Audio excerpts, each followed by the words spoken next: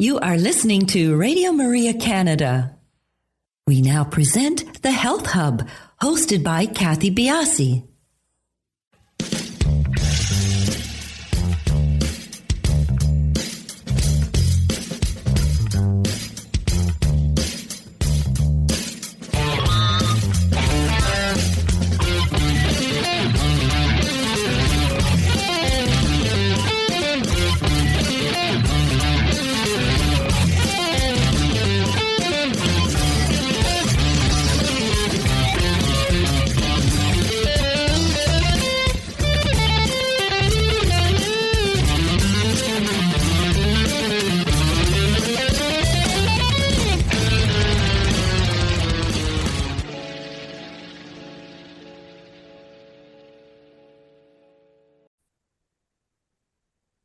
Welcome to the Health Hub on Radio Maria Canada, exploring cutting-edge health and wellness information and therapies, helping you to take your health to the next level. I am your host, Kathy Biasi, and I am an holistic nutritionist and a professional cancer coach. When we as women begin to honor ourselves, to tap into our strength, transformation leading to a happier, healthier, and more productive life can begin to take hold. On today's show, we are talking about empowering women, and my guest is Louisa Valentin. Louisa is an empowerment wellness coach. She coaches professional women to find their strength to achieve their optimal state of mental, physical, and spiritual health by prioritizing themselves, creating real lifestyle changes that have long-lasting transformations, and changing the world's perception of who they are. Louisa is owner of Louisa Valentin LLC. She's a certified empowerment wellness coach, a BSN Registered Nurse, a co-founder of a nonprofit aimed at healing and spirituality, as well as a fitness enthusiast. This is a strong show today. Empowerment of women is a topic that is near and dear to my heart. We talk about how women tend to lose their sense of self, what empowerment really means, how does the empowerment journey begin, so many other poignant ideas and nuances about empowering women that come through in this show. Please stay tuned, and we will be back in just a few minutes to speak with Louisa. You are listening to Radio Maria Canada. We now continue with the program, The Health Hub, hosted by Kathy Biasi. Welcome back, everybody, from our break. We have recorded this show, so no opportunity for calling in. We would love for you to follow us on our social sites. We are on Instagram, Twitter, and Facebook, and we are at the Health Hub RMC on those locations. Louisa, welcome to the show. Thank you so much, Kathy, for having me. It's a pleasure to be here with you. Well, it's a wonderful thing talking to women who empower other women, because as most women know, the relationships between women can be they can be wonderful, but they can also take away from our self-esteem. So when it's wonderful that you have stepped into this space, and really empowered is the word, but also maybe shown women another way to think about themselves, how they're living their life. But before we get into all of what you do, how did you get to this place? Well, the thing is, I always tell people I was my own first client. I was the person who needed somebody to help empower them and to get me into the place of being able to better myself and to work on myself without feeling guilt or shame that I was taking time away from all the other people in my life.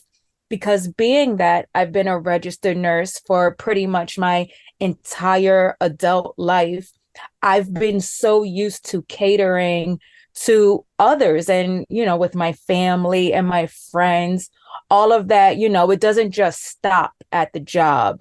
It just continues on where, yes, I would pour into others. And then when it was time for me to take care of myself and what I had going on, I always played the backseat person. I was never my biggest priority. And so my own health started to decline.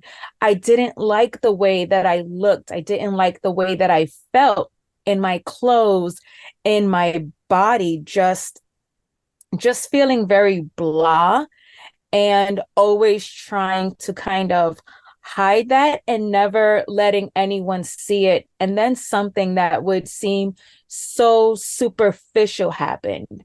I saw this picture of myself, and it wasn't just that I did not like the way that I looked, but I could see it in my face that I was unhappy. And I realized I'm not convincing anyone if this is what they are seeing. If this is the image that they have of me, then everybody knows I'm unhappy. Everybody knows I don't feel good and that I'm now not who I maybe was in the past before I started letting myself go. And we get so caught up in thinking, oh, if you're not super obese or have everything going on at one time, then you're quote unquote okay. So nobody was coming to me and saying, you're really letting yourself go, or are you okay? Do you need help? So I had to find a way to be able to do that for myself. And the first thing that I had to do was start putting up boundaries so that I would be able to start pouring into myself the same way that I poured into other people. I started taking care of my health. I started eating better and moving. And I didn't do everything dramatically all at once. It was step by step, where I was building not only physical muscles, but mental muscles that would allow me to keep going. And then a lot of the people, particularly women, that maybe at first told me, oh, you don't need to do anything. Like, you look fine. You're okay. Now they started asking me, what are you doing? Can I go to the gym with you? What are you eating? And it led to me just giving advice, taking people with me, sharing different information. And I was still working on myself. I'm still working on myself to this day.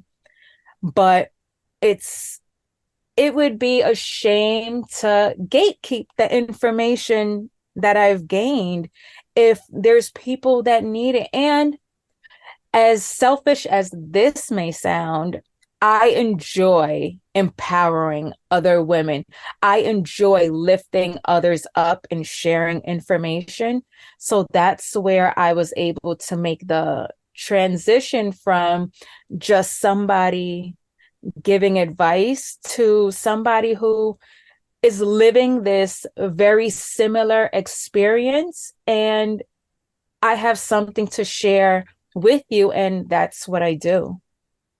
Why have you targeted professional women? Because so often, as professional women, we're taught that we need to have it all together. We have to do everything, be everything. And if we can't, then we fail. We have to do so much for everyone and keep up this facade. And that's not reality. We're not happy when we are doing that, when we have to hold up this mask of being Superwoman all the time, because in today's society, even if you are in a two-parent home, most often both parents have to work. And Who's still the one taking care of the children, the family, the household? It's usually the wife, the mother, the girlfriend. And we think, okay, well, this has to take priority right now. So I'll just sit on the back burner again, as usual, taking care of everyone, keeping everything together, and let myself fall off in a sense. Well, here's the question, and because I see it all the time around women that I know. Obviously, you're seeing it. Obviously, it's out there for sure. Yeah. But when it comes to this need, desire, imposition, like I'm trying to cover all three spaces, for having to put yourself at the back of the pack, do you think that we are dealing with societal norms or self-imposed norms, or is it really the nature of a woman to nurture? And if that is the case, then, you've got conflicting ideas here. Oh, definitely. Society has been pushing this for forever. When have we not thought, okay, the woman is the caretaker of the home? And even as young girls, you're taught to do certain things. Even the toys we're given the easy bake oven and the toy kitchen and the toy vacuums, while the little boys are getting the cars and the GI Joes, not the baby dolls and things like that. And I'm not saying that there's anything wrong with these types of toys and gifts, but if it's put on just one gender, you're pretty much leading up to, okay, this is what you're growing into to be in your future. And that is a part of the problem if that's the only thing that we are thinking about is, okay, how are we gonna build this woman or this little girl up to be a productive woman in society? We're not going with, okay, let's see what your career can be. Obviously, there are families that do that, but in society standards, that's not the direction that little girls are pointed towards.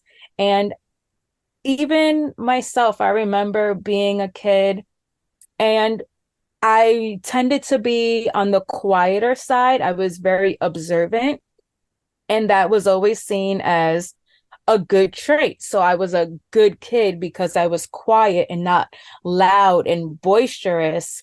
And then you'd see the boys doing something similar, and it's like, why are you so quiet? Why are you being like a little girl with certain things? Or if a girl is loud and boisterous and climbing on trees, stop acting like a little boy. So things like that, I believe, put us in the predicaments that we get into the future. So when you're working with women, are you trying to change this idea? Like, do you not find that women are sort of natural nurturers? I mean, it's not that men aren't. It's just, when you're looking at couples raising a family, there's always a difference. Not always. There are a lot. The majority of people and couples I see, there's a deference to the mom to organize, to set the standard of what maybe is eaten in the house. Now, do you think that can just be changed by outlook, or is there not something that's just innate in women to want to protect children, to want to protect their family? And then by necessity, we are put at the back of the pack.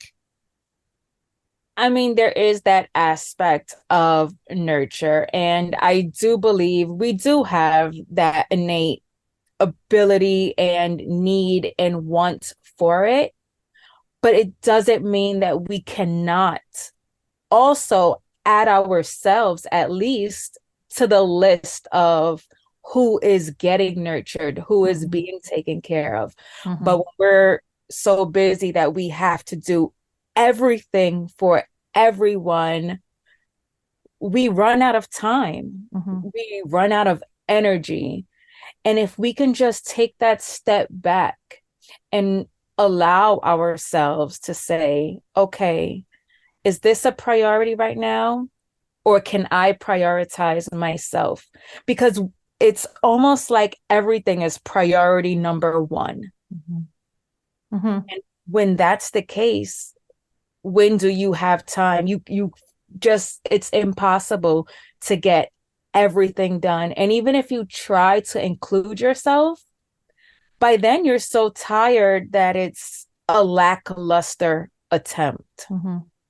I find it interesting because when you step back and you really think about it, is it, I wonder about the innate versus the societal norms a lot, and then it becomes the woman's job, another job to add on to the list to say, no, this is your responsibility. We're going to divide things up and you can do the laundry as well as I can do the laundry. And that in and of itself becomes a chore and another issue that needs to be addressed. So it really is a minutia of different things that really causes women to feel that either they don't have time or they don't deserve the time and space that they give to others. Is that a fair statement?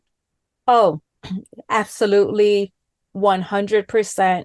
And what I would say to that is, again, it's about learning our own boundaries and when to put them up. So I was just having this discussion yesterday with my partner where I myself, as a woman, I do not like doing dishes. It is the bane of my existence. Seriously, I don't like it. And for him, he's not great at separating the garbage and making sure that the recycling versus the regular trash is done properly.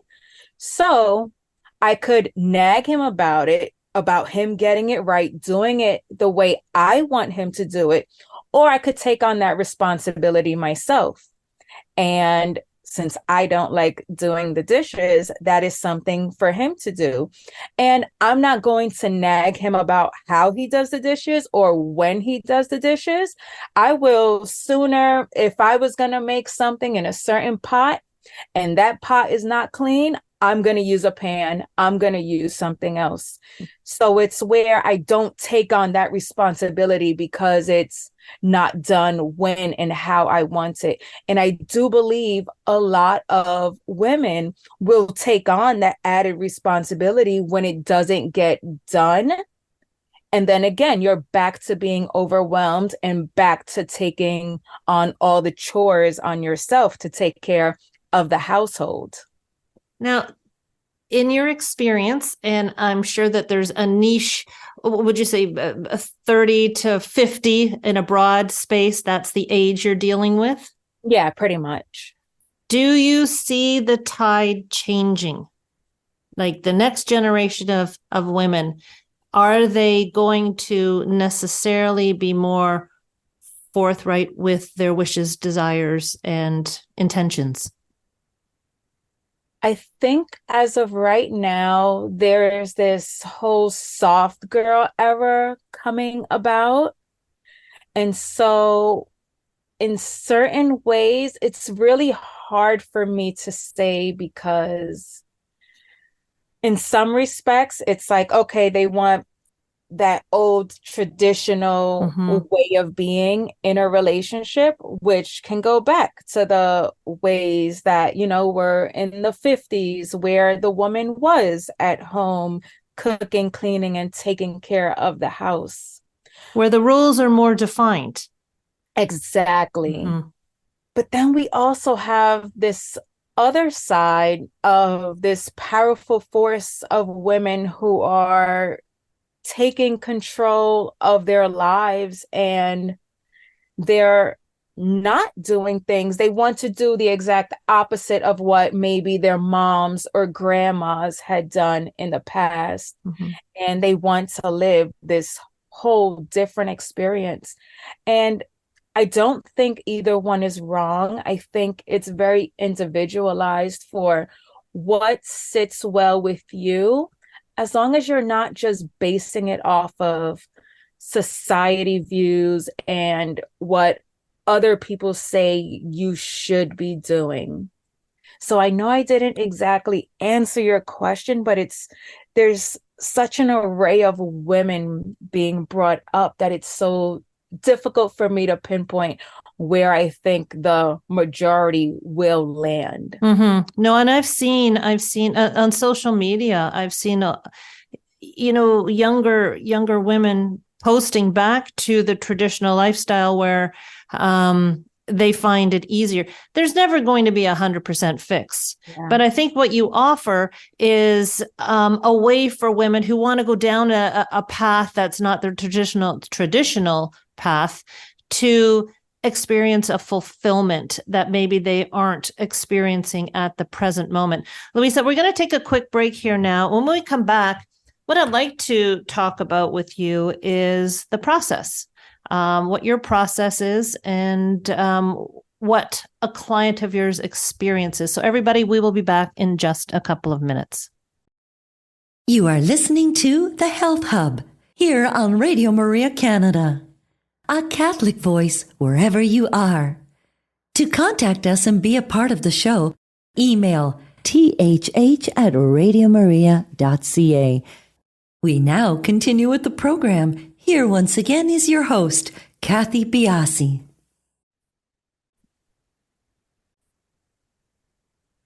Welcome back to the Health Hub. We are talking with Louisa Valentin, and we are going to get into the process of trying to empower women. Louisa, what is the first, someone walks in your door, what is the first thing they are going to encounter when they are working with you? We're going to have a discussion where we do a little deep dive into what it is that they want to accomplish. We are going to go through and figure out their why. And usually it starts very superficially with, oh, I want to look good in a bathing suit or something, or I just want to get this weight off. But then when we really dig a little deeper, we get to the real root of the cause. And for some people, that's simply like how I didn't feel good in my body, not because of the way it looked, but literally the way it felt, how the extra weight didn't feel good on my joints, and just wanting to be able to be there and live this human experience to its best potential, instead of living in this frustrated, tired state of being. Maybe I should have talked about this at the very beginning. When you, as a professional, define the word empowerment, what should we take from your meaning of empowerment? So for me, empowerment is building up and regaining that confidence, that power that we have within us, and whether that's empowering ourselves or helping to empower others, but giving people their power and the voice to speak it and to feel it and to live it, because so often we get stuck in just existing that we're not really living. We're not having that experience. It's just such a, okay, I wake up, I get ready, I go to work, I come home, take care of the kids, get the kids ready for bed or dinner or whatever it is. And it's just almost like a factory where you're just moving along and you're not living, you're not having that experience. And when you are empowered, there's like this light that's brought out in you, and it really helps you to enjoy. And like you were saying before with the fulfillment, we feel more fulfilled when we are empowered. We're not as afraid to speak our minds or to be who we are. What do you think the greatest block for women to get to this empowerment place? What do you think the greatest block is for us to achieve the empowerment that you want for us? Not thinking that we really deserve it. Thinking that everything we do is what makes us worthy versus who we are that makes us worthy.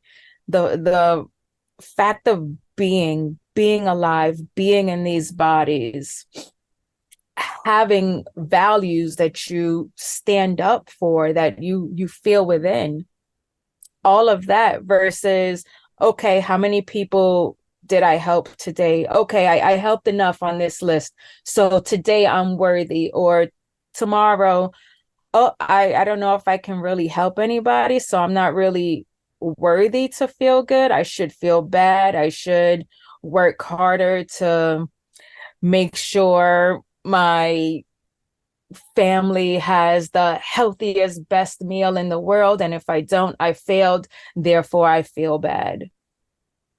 So we're redefining what we feel. We need to redefine what we feel is success. Oh, definitely. So this is a process. It could be a long process. Oh, yeah.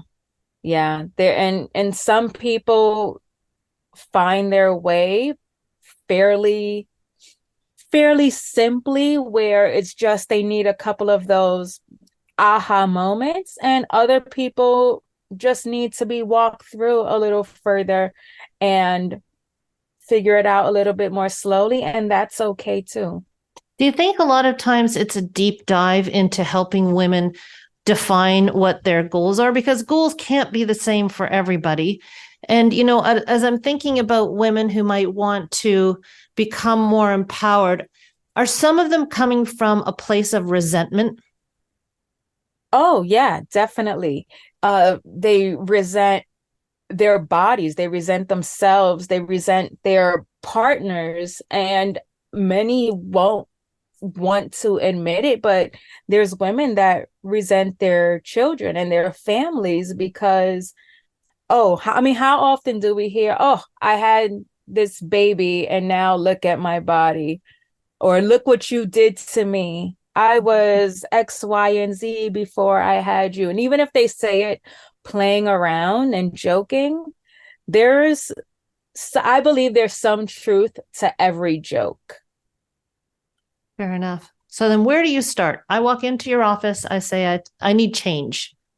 And that's all I give you. How do you start the process off?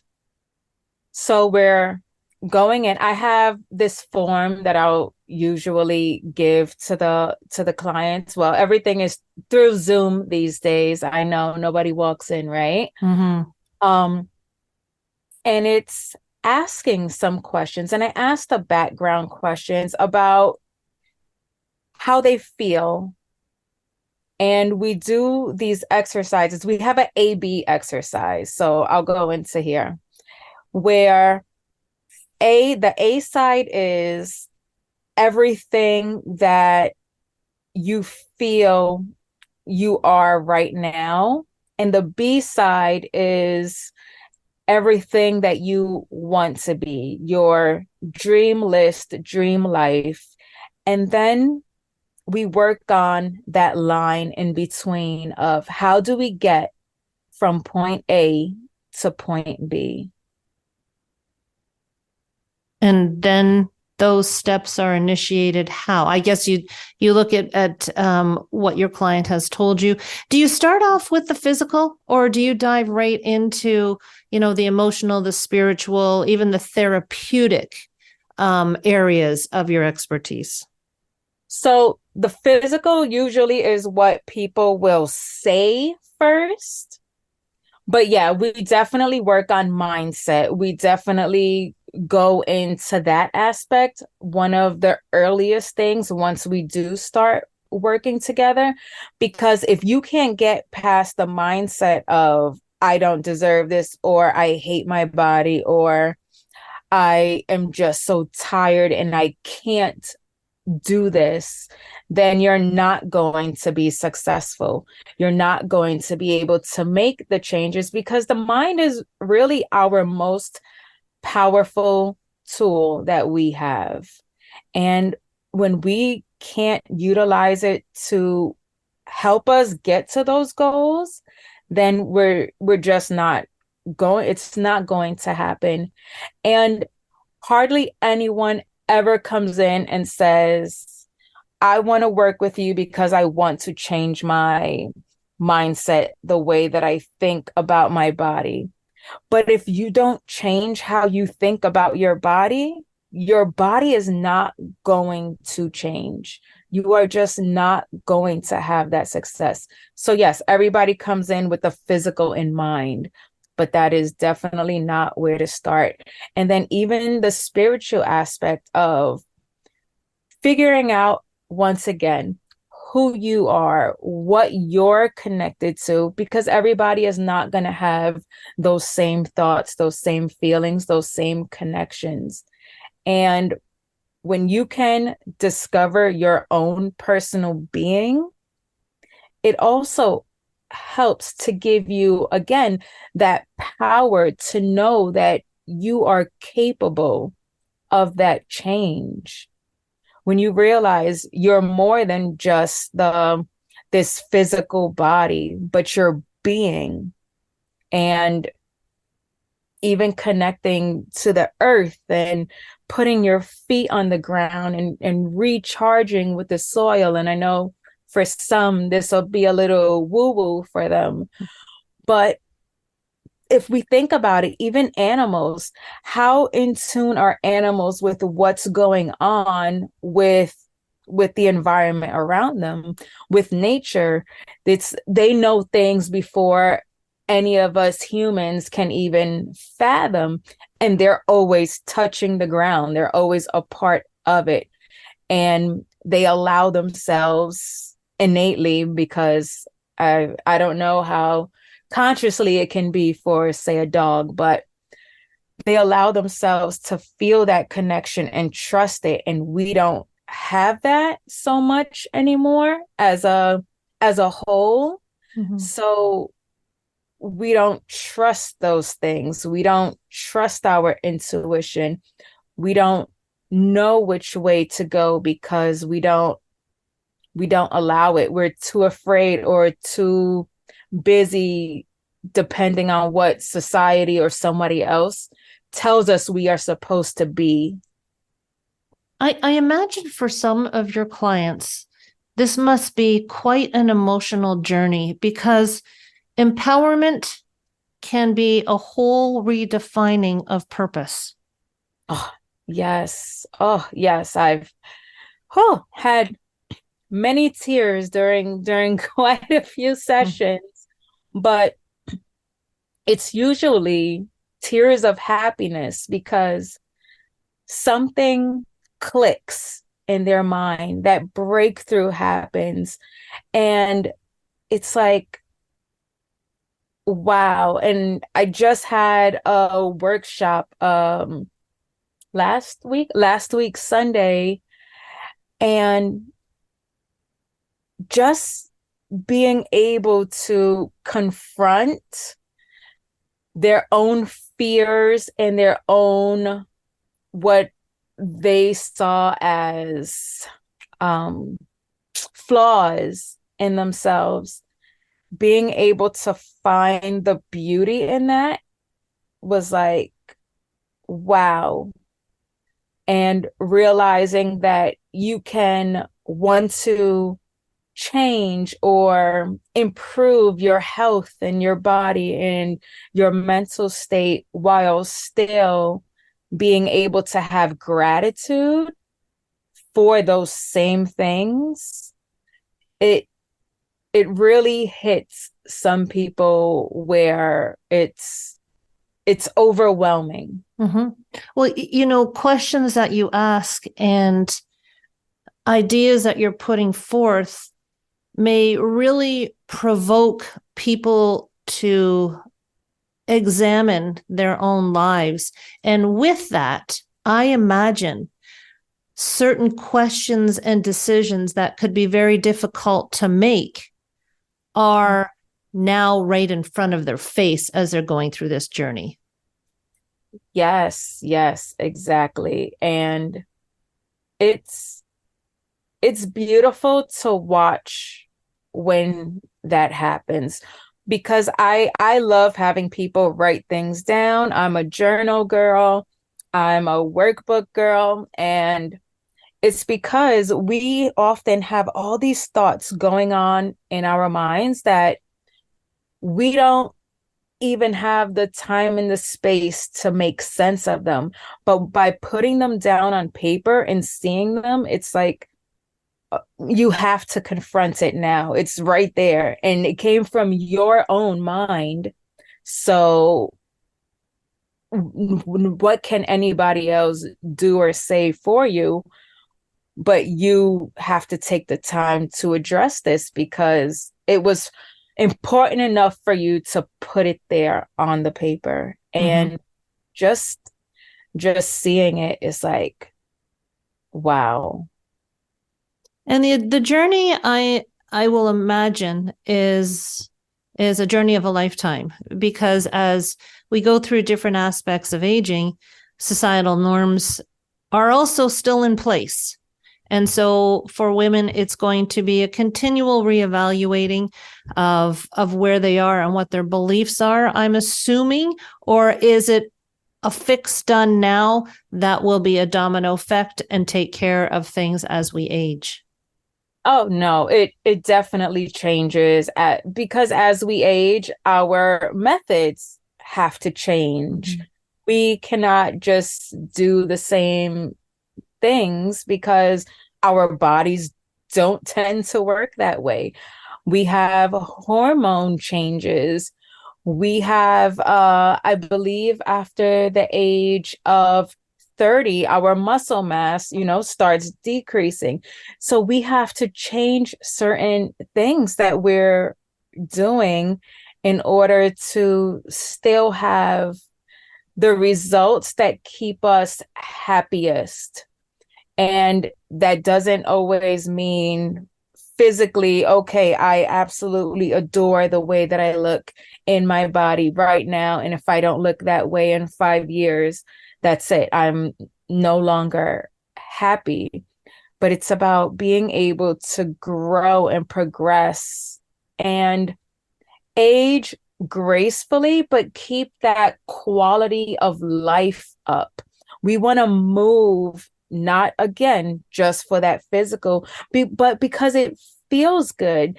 It feels good to be able to bend, stretch, run, even walk. And that whole saying, you don't use it, you lose it, is really true. I think the foundations that you're setting for women at a younger age are essential. They are essential for aging, as you have outlined. And I think the topic of empowering women is ever evolving. And I commend you for dealing with this topic, because it's not an easy one. And it's so different if everyone has their own idea of what should be, what can be. And so walking with women through the process is a beautiful thing.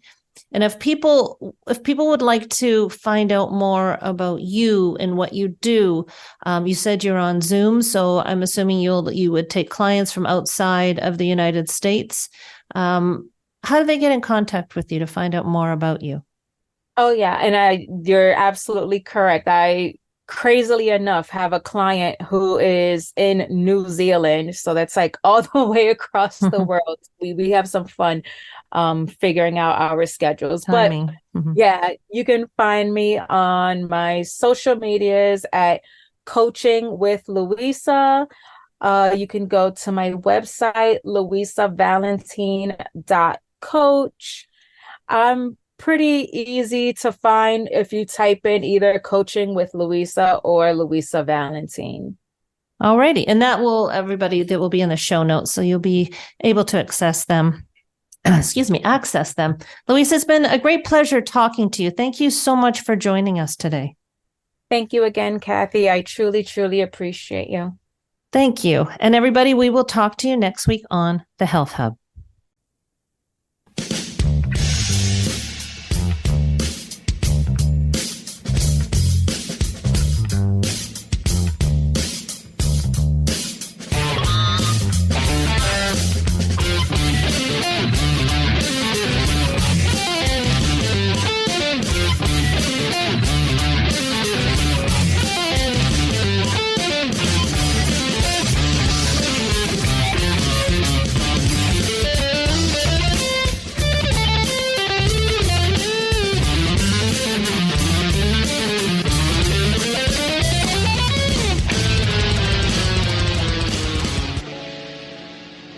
You have been listening to The Health Hub, hosted by Kathy Biasi, here on Radio Maria Canada.